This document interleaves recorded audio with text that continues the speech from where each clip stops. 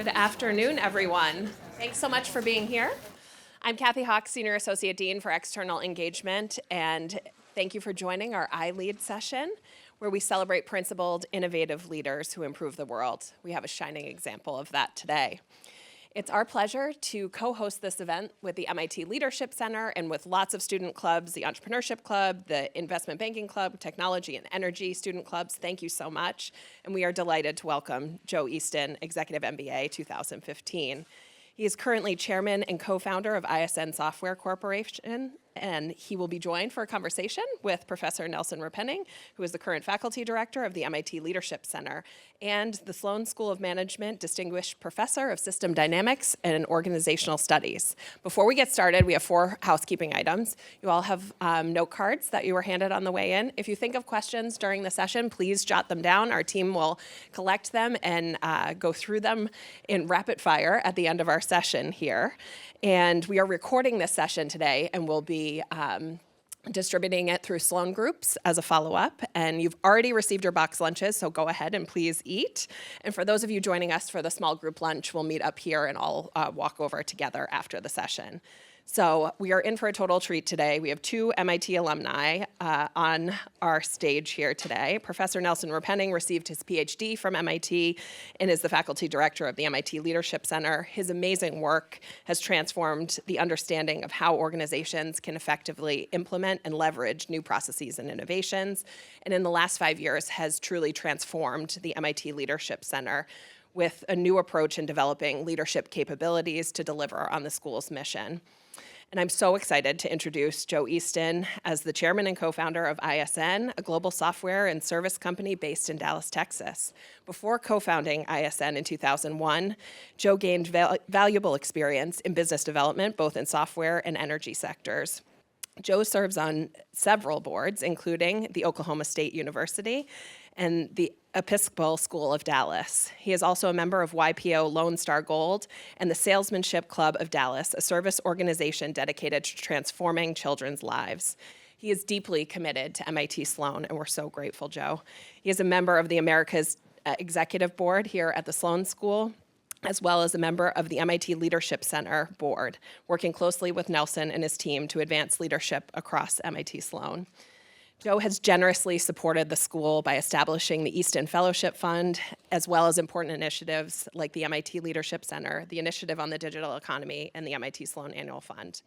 What you may not know about Joe is that he spent his early years on his family's ranch in Oklahoma. He's a big Oklahoma State University sports fan, go Pokes. And you'll see his orange right here. And he greatly enjoys spending time with family and friends and the company. He resides in Dallas, Texas with his wife, Monica, and his children. I've been in the audience at Oklahoma State when we celebrated the 10-year anniversary of the Eastin Center for Career Readiness, and you are all in for a total treat today. Over to you, Nelson. Thank you, Kathy. So, Joe, welcome. And I need to start this. Well, first off, good job in getting the dress code sorted out today. But I've really been looking forward to this. It is an honor to count you as one of our former students, one of my former students, as a member of our advisory board, and most importantly, as a friend. So thank you for joining us. In a moment, we'll talk about ISN, the company you co-founded, which probably most of you have not heard of, but it is a fabulous, extremely impressive company, and we'll get to that in a moment.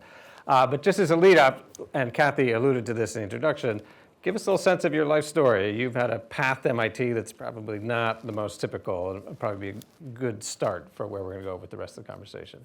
Well, thank you, Nelson, and thanks for having me today. It's an honor and a pleasure to be back. I had the good fortune of having Nelson as one of my great professors, and it's a real treat to be back and sit here with him. And thank all of you for having me and all the prep. And Julie, if I could get a maroon one as well, I would. I don't know where to go buy. I could buy that, but and this is also the colors of our company, not because of my undergrad, but this kind of worked out that way. But yes, so my name's Joe Eastin. As Nelson or as Kathy mentioned, I did grow up in rural Oklahoma on a ranch. It was a great way to grow up. You learn to work hard and improvise and figure it out. There's no one typically to call to come help you. It was a a great place. And so after that, I went to the state school. I went to Oklahoma State, paid my own way and figured it out, and had a wonderful experience. We can talk about the Eastin Center later, but one of the things at the university is learning. I was this kid from the sticks, so to speak, and then going into a university setting and trying to figure out what's next really taught me a lot about being prepared from an education, but also being prepared from a career readiness perspective. After college, I worked different jobs. I was in the software business. I was in the energy business. Really took the first job I could get out of college. This was in 1992, undergrad, and not a great time to be looking for a job. But I had enough confidence that, look, let's just get started, and I needed to pay back some student loans, so on my way, and then tracked and chased the corporate ladder, and then ultimately ended up helping start ISN, and that's our company today. That's great. So ISN, as I said, is a company that probably many of you haven't heard of, and but I would say if you've taken a strategy course here at MIT, you have certainly heard the word platform. And if you've taken a system dynamics course, the class I used to teach, you've heard a lot about reinforcing feedback loops or increasing returns or a bunch of other sort of buzzwords. Joe's company is one of the purest examples of a platform play, I think, that capitalizes on those sort of reinforcing cycles. So tell us a little bit about your company, and we'll come back to the origin story, which I think is fabulous. But sort of educate us about what you do and the way you create value for your customers. So again, our company is ISN, a two-sided platform, and it's a subscription model. We started in 2001, and a subscription model in 2001 was not common. I tell people a lot, at the time it was more of a traditional software, sell seats, sell maintenance on top of the seats, software seats. So this was pretty foreign. And in a subscription model, when you're starting a company, it's great when you're proposing this because it's a lower cost of entry, but you can barely keep the lights on in these early startups. For us, though, ISN is a way to amalgamate the data. And when we started with the energy business. Again, we're headquartered in Texas. We're now global. Used to, energy was 100% of our customer base. Now it's about a third. So we've diversified in different industries dramatically. But what we do is on one side of the platform are what we call the hiring clients or the owner-operators that own the assets. So that could be any number of capital-intensive industries. Could be oil and gas, could be manufacturing, and those include steel and paper and food and any type of heavy and light manufacturing. So all the big names that you can imagine, fortunately, those are typically our customers on one side of the platform. On the other side of the platform are the contractor, the service companies, and the suppliers that work and provide for those clients. That can be any number of things. That can be service work, like I said, or different products. If you go to a job site, be it a refinery, a drilling platform, you go to a steel mill, you go to a food processor, and you go to a brewery, so many of the people there don't work for the name on the door. They work for service companies that have particular expertise. And so we saw a niche in this world with this new tool called the internet, and went after these traditional assets to try to help do this. And what we do now, it started as tracking one bit of information, and now we track anything to do third party. So if you think about it, if you work for a big company and there's a third party coming on your facility, again, services, supply, visitation, then it goes through our platform. And business model-wise, both sides pay, annual subscription, both sides are customers, both sides get served as customers, and that is our only revenue stream, is that subscription model. Today we have around 1,000 hiring client companies, global companies, and on the other side of the platform, we have about 100,000 service companies. Underneath, it's like the church, the steeple, and all the people. The people underneath that totals about 15 million workers that are subscribed. I mean, it is, again, as a student of these things, absolutely brilliant, and I think you'd be hard-pressed to come up with a pure example of a lot of stuff that we teach in class. So now, tell us a little bit about the origin story, because I've heard this before at your conferences, and I think it's absolutely fascinating. It's funny, my good friend Bill Addy and I had worked together at an environmental firm, and we got in touch with a couple of software engineers that were working on some different things, again with the new tool, the internet, and they hadn't even jumped to the internet yet. The first version was on a floppy disk, if any of you have seen a floppy disk. And but we knew that the future was coming, much like AI today, but the internet was what we were pursuing. But really, when you look at it, we were trying to understand and figure out a better way of the way we had done things in the past. Bill had worked for Chevron. I'd worked for a company called Entergy. He was tracking contractors on a clipboard in the 80s. I was tracking contractors on a clipboard in the 90s. Not a lot had changed.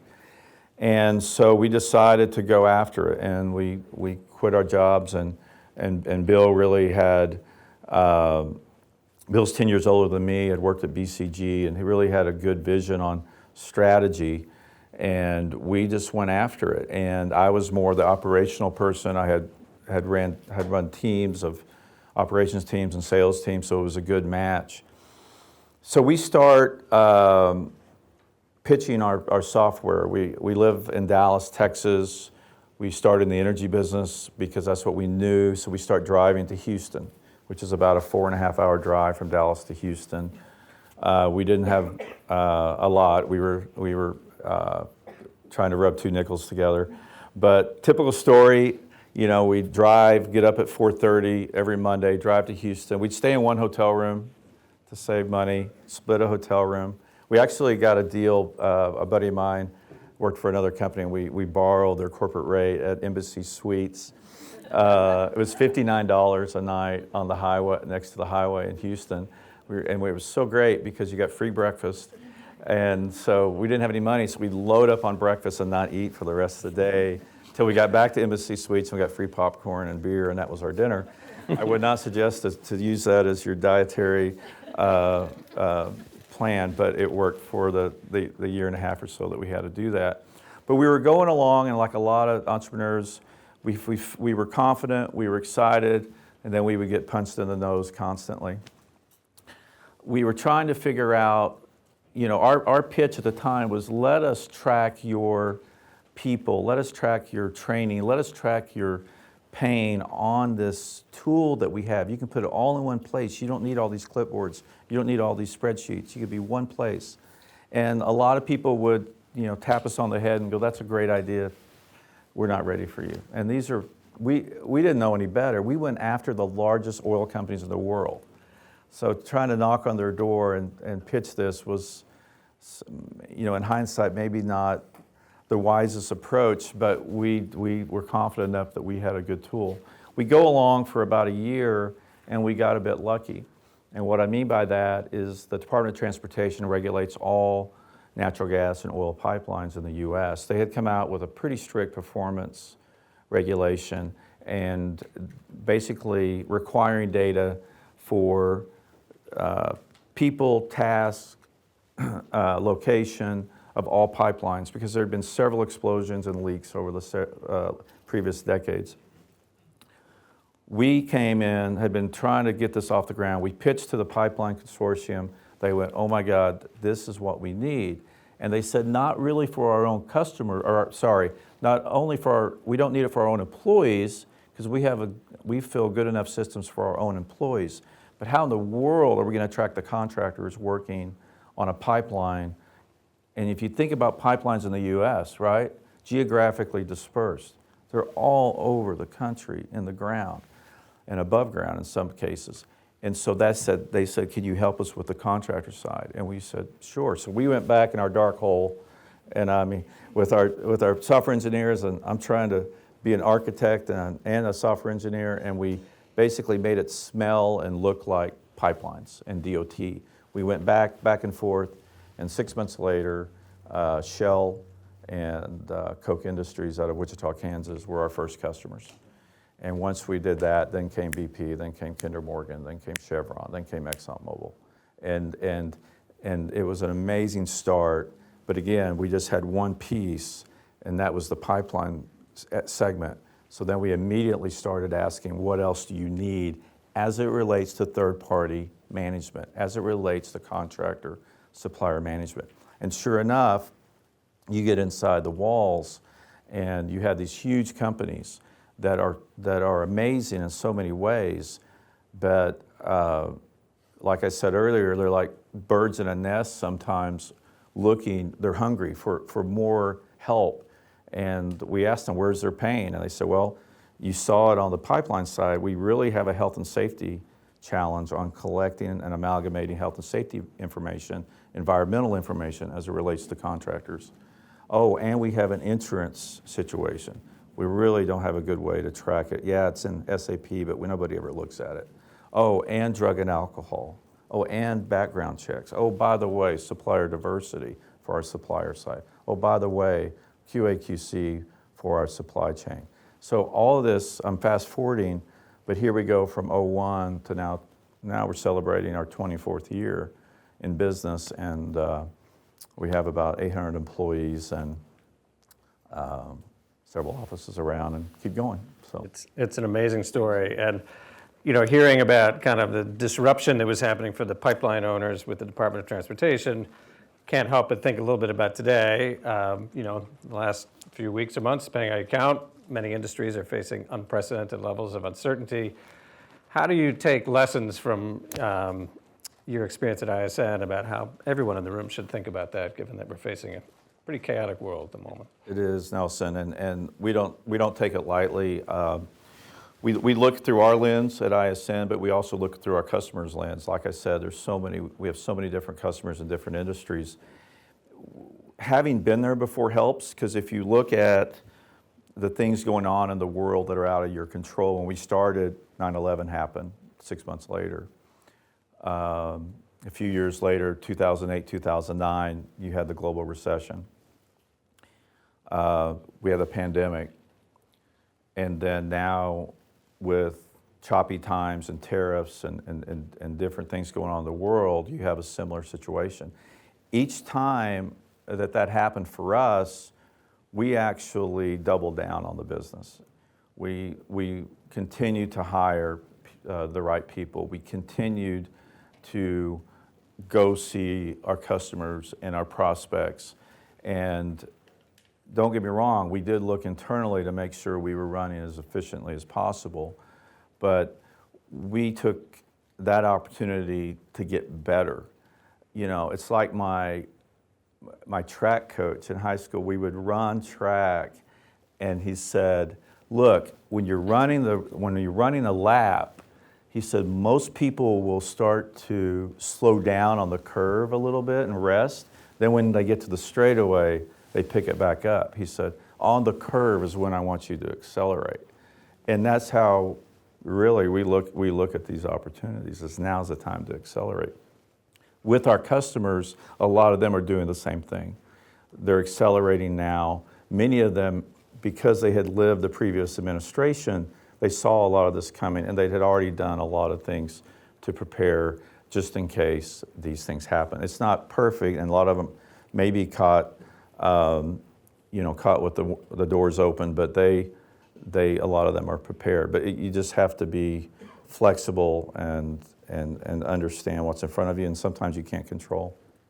That's fabulous. So I have one or two more questions, and we'll shift gears to audience questions. So Haley, are you going to collect So we'll collect the cards if you have any questions. But before we get to that, while those are making their way down to the front, I am contractually obligated in my role at the Leadership Center to ask this question. But given your incredible success, what lessons have you taken away about leadership and leading others that would extend beyond your particular company or industry?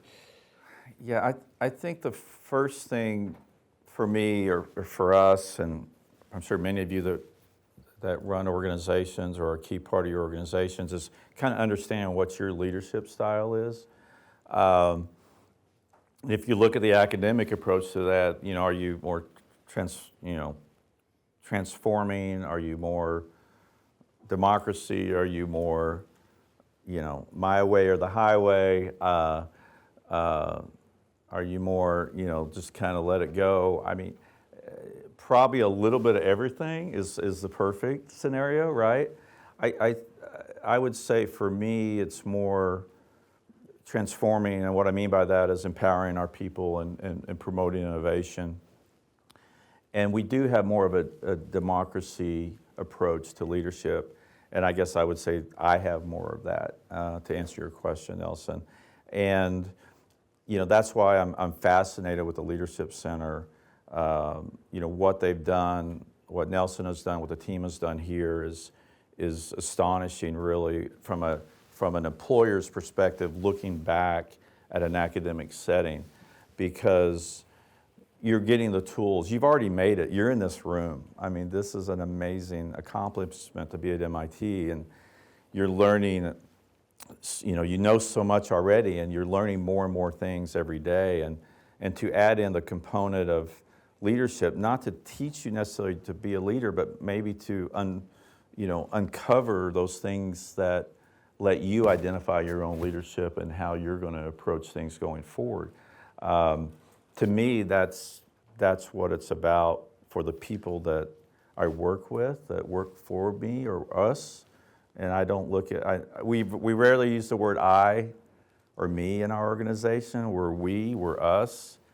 And I think that's the right approach. But anyway, I think, that's what we strive for culturally. And I truly, I don't mean this because Nelson is here with me, but I truly believe the Leadership Center at MIT is some of the best in the world. We did not coordinate on that. Probably last question for me. So you have a bunch of people in the room that are probably a little bit earlier in the state of their careers than you and I are. So general advice for them, and then sort of follow on that, any advice about how to leverage, as you were just talking about, the MIT connections and the networks they're going to make with fellow students and the institute as they go forward? Yeah, I can imagine sitting where you're sitting. Some of you have probably a pretty clear plan. Some of you may not. Some of you are wondering what's next. You may be nervous about it, but again, I think congratulations where you are.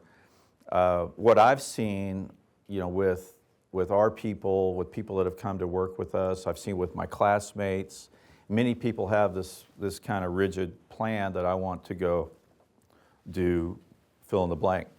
And my only suggestion would be keep an open mind.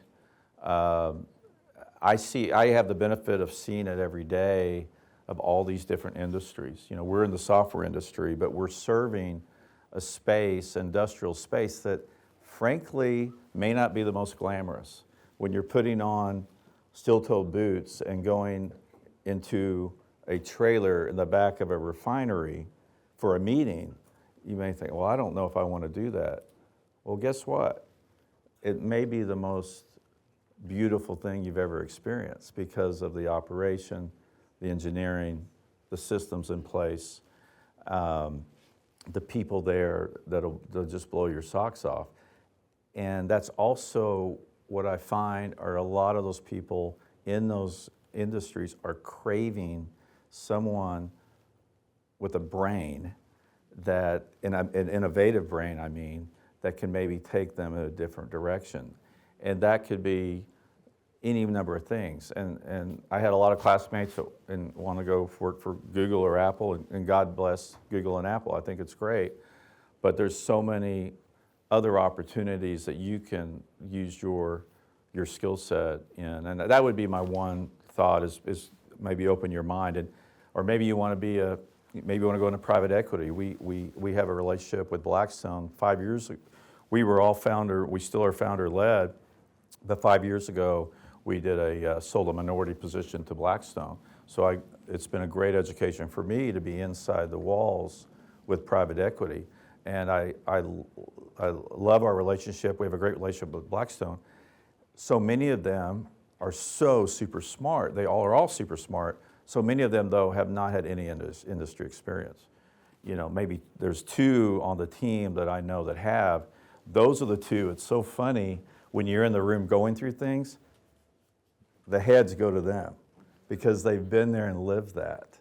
Even one of them only worked for 2 years for somebody else. The other one worked 5 years for somebody else. But they're, you know, you can still get to maybe your goal.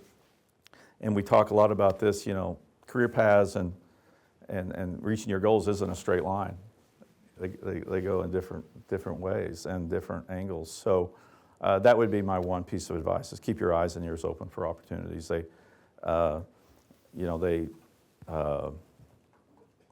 might be dressed in overalls, you know. So just be ready. The other, as far as the Sloan Network, again, the Institute and Sloan has been such a blessing to me to be able to have relationships and come back and see Nelson and be part of this continued success and education.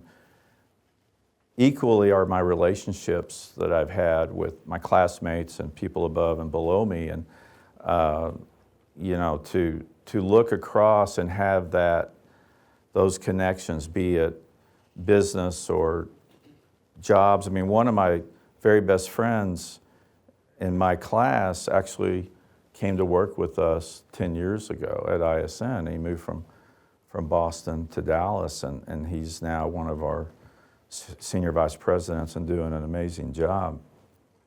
So those relationships are amazing, and it's not just right after graduation. You know, it can be 10 years later. I talked to somebody not even 3 months ago that I haven't talked to in years that was picking my brain on supply chain because they were interested in going into a different aspect of that. So anyway, you've got a plethora of opportunity here. I think every university, every graduate school has this to some extent, but this is a special place, and I would just encourage you to take advantage of that. Thank you. All right, I will start. There's a few questions about AI. So how is AI impacting your business and how you yourself work? It's funny, we did a project a few years ago with Demetrius trying to figure out, we're trying to optimize, like this is several years ago, our like smart search in our software, and now it looks so antiquated and you look back at it. So AI, like we talked about too, you can't, walk around the corner without running into it, and it's amazing what it's done for the world. We look at it, it's the next internet, right? And we have capitalized on a lot of the low-hanging fruit with AI, with our chat. Now all of our chat is done, customer service with AI, unless it gets into a person needed to jump in. A lot of our heavy-duty software engineering, some of the peripheral things, we're still experimenting. We are one of the chosen partners with Microsoft to be part of their AI project, and that data has that's been a wonderful experience, and that data actually stays confined to us. So we're still, until we want to, still learning and keeping that tight. I think for us as a company, we want to take full advantage of the low-hanging fruit and see where it's going. We have, again, back to our customer base, we want to be the leader. We want to make sure that we're not the ones getting disrupted. And part of that is the technology, but how that works with our business model. And as we talked about earlier, having that business model really goes in front of the technology. Because I believe that somebody could go out and build what we have, copy what we have, and go sell against us. People have tried.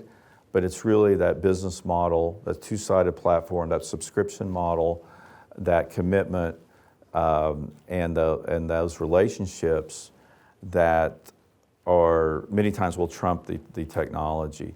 Don't get me wrong, we're trying to be the absolute leader in the AI. So probably not a great answer to that, but I think there's still a lot of unknowns. I will say this, that I had the opportunity to go to Austin the other day, and South by Southwest in Austin, and Michael Dell had hosted a meeting about AI, and that was amazing. One of the things that really caught my ear is the Walt Disney CEO Iger. He mentioned that what was the Star Wars the guy that Mandalorian. Okay, the next one that they're doing, he thinks is going to be done 100% AI.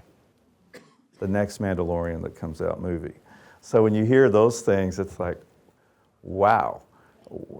That is going to impact, we always talk about what jobs it's going to impact. That just jumped to another level. And so I can only imagine, but they all said, Rivian, RJ, the founder, was talking about how the cars, we used to put all this data in every car, we'd send out and go, and it was collecting data. He goes, now we do that in a black box in the background. So it's moving rapidly. Thank you. How do you ensure consistency in the company's culture as you grow to 800 plus employees and have more global presence? It's a challenge, to keep that culture, not only the numbers of it, but also the locations. But, a lot of people said, look, you get over 50 employees, you probably can't keep your culture, or 100. You can look in the business books. If you get over 200 or 500, you can't keep it. Well, we've been able to keep it. And I think a lot of that is, obviously, like we talked about, your leadership style, but lead by example. We do, a lot of people say this, but we really do check your ego at the door with our company. And we gang tackle things. We want individual success, but we don't need a lot of lone rangers doing different things. We work better as a group. And so I think when you do that is important. I think how we compensate is also a part of that. We have individual, salaries and bonuses and compensation, but we have individual pay, but you also receive a team pay and team scores. So it's equally as important. The other thing I would say is feedback. Feedback's a gift, and if you can continue to give feedback in your organization, culturally it's accepted. A lot of people come to our organization either brand new out of college or have come from a different company, and whoa, feedback, wait a minute, and once they become comfortable with that, I think that does it. And I'll say one last thing. I think a secret sauce for us is cross-pollination, is doing different jobs. And I talked earlier about going to different industries, but I'd also say if you're thinking about a certain job and maybe there's an interview opportunity for a different job that you're not familiar or comfortable with, go ahead and interview. Go ahead and try it. You'll learn something. What's the worst case? You're going to learn something.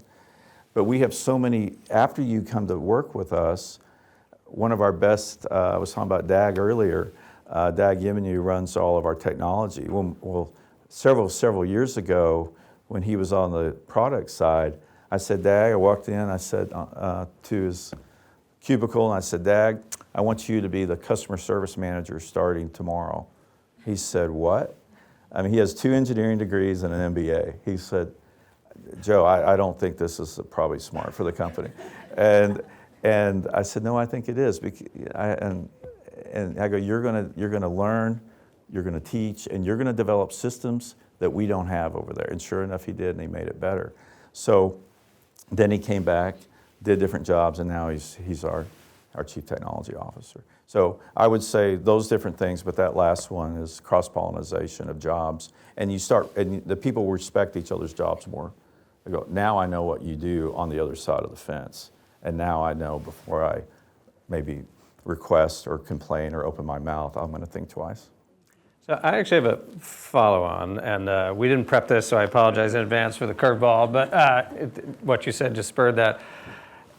If you're comfortable with this, feel free to pass. But I'd love to hear a little bit about the relationship you've had with your co-founder, actually, Bill. We've only met once, but you've been together forever. You've done something that's wildly successful. I'm sort of curious what you think is the sort of synergy between you two, and how has that relationship evolved over the now 24 years you've been together? Mutual respect, number one. Like I mentioned, Bill's 10 years older than me. So Bill, I absolutely respected Bill, and knowing, to hook my trailer to Bill, with Bill, was going to be a successful ride. So whatever we did, even if this didn't work out, I was confident we were going to land on our feet and do something exciting. And he has a different skill set than I do. And I think if he were sitting here, he would tell you the same thing. He's extremely smart. Was a strategy consultant. Worked as an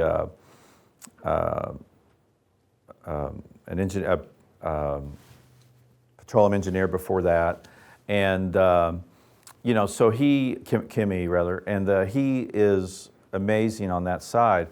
I came up really through the ranks of selling and operations, and then getting promoted to a low-level manager, then get promoted to a middle-level manager, then been to a region, then to a. So knowing that was very helpful. And when we met and hit it off, it's like we immediately identified that we had different disciplines and different capabilities.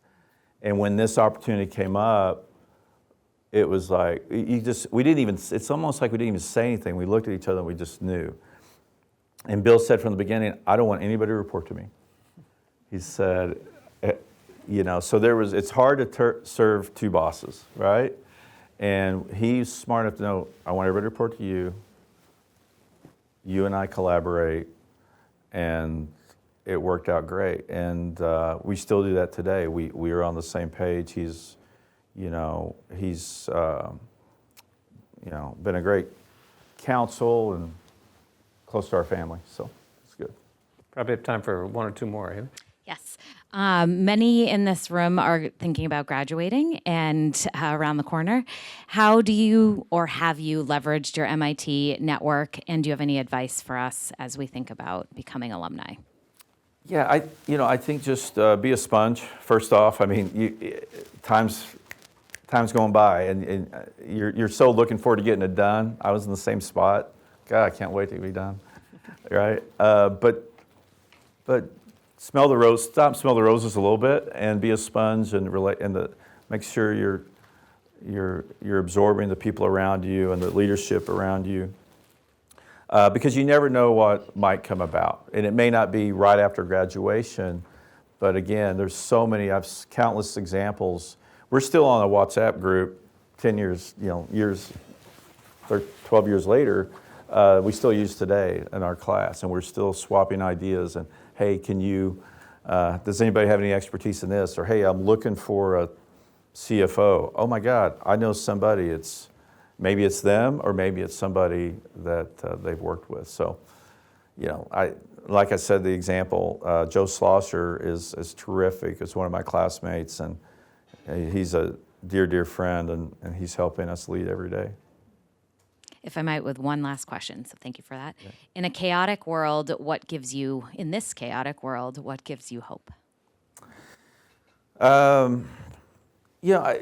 Like I said, I think having lived these different chaotic times and having done well during those times has helped. And it wasn't always rosy and perfect by any means. I mean, there's ups and downs in when things are extremely normal. What's normal anymore, I guess. But I think we people give me hope. I mean, if you think about it.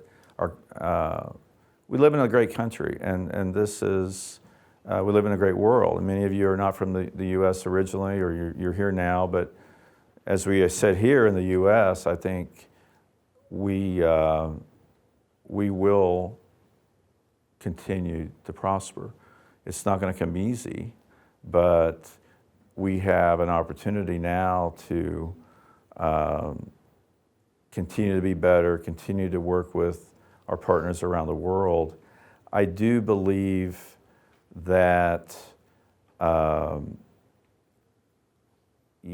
people are good, and I guess that's what gives me hope. Awesome. Well, Joe, thank you for your wisdom and for your support. We really appreciate your time and being here. So thank you very much. And I hope you'll hang out for a few minutes. I'm sure there's a few more questions. Sure, yeah. So thank you. Thank you.